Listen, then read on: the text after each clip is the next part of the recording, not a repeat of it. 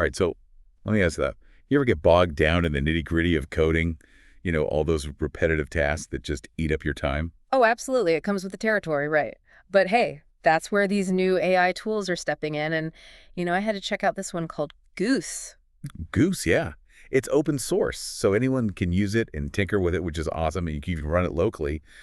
But what I think is really neat, and why I wanted to bring it on the show today, is that it works with a whole bunch of different AI models. You hit the nail on the head. That flexibility with models is a big deal. And, Goose is built by engineers for engineers, so it's really laser focused on helping you write better code faster.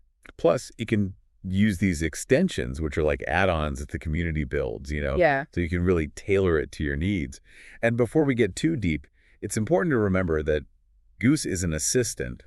It's not going to replace developers, but it can sure make their lives easier. 100%. It's all about giving you a helping hand. Okay, so about those models, Goose supports a bunch, which is cool, but it's really neat that it works with Gemini 2.0 Flash, which even has a free tier so you can try it out without paying anything.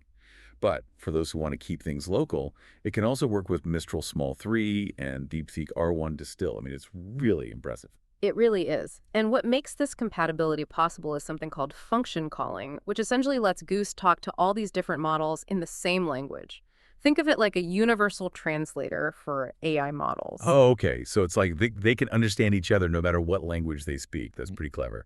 So for those who want to try Goose out, there are two ways to do it. There's a desktop app, but that's only for MacOS for now. But there's also a command line tool that works on both MacOS and Windows, which is what I've been using. And setting it up is really simple, actually.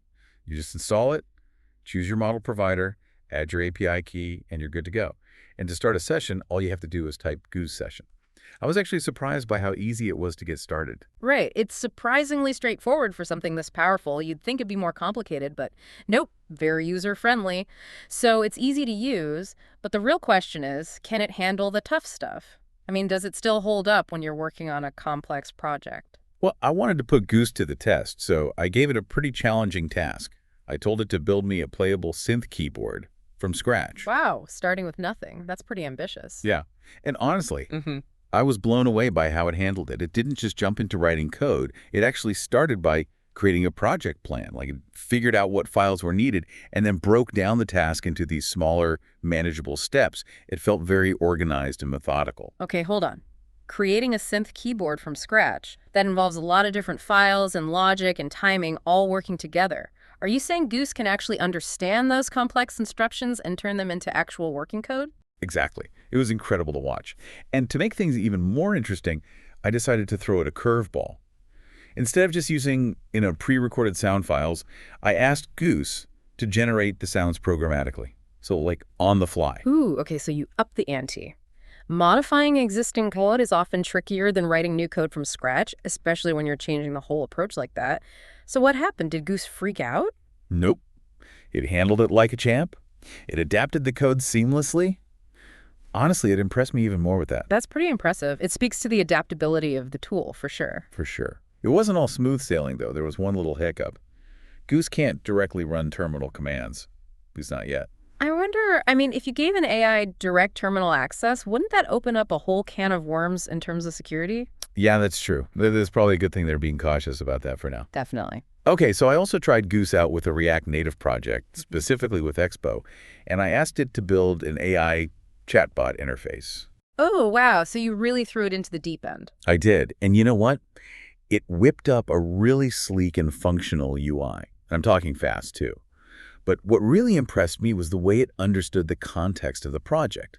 It didn't just create some generic UI elements. It really felt like it understood what I was trying to build. It sounds like Goose is really living up to the hype. It is. What we're seeing with Goose is that it's not just fast. It's intelligent, it's easy to use, and it's open source, which means anyone can contribute to it. It supports a ton of different AI models, and most importantly, it's not trying to replace developers. It's a tool to help us. I think you summed it up perfectly. So what do you think? Does Goose sound like something you might try out? Oh, absolutely. I'm sold. But it does make you wonder, with AI tools like Goose evolving so quickly, what does this mean for the future of software development? What roles will humans play, and what will be left to the machines? That's a great question, and one that we'll all have to grapple with as these tools become more powerful. Thanks for joining me on this deep dive into Goose. My pleasure. It's been a fascinating conversation. And to all our listeners out there, let us know what you think of Goose. We'd love to hear your thoughts. And be sure to check back next week for another deep dive. Yeah, then.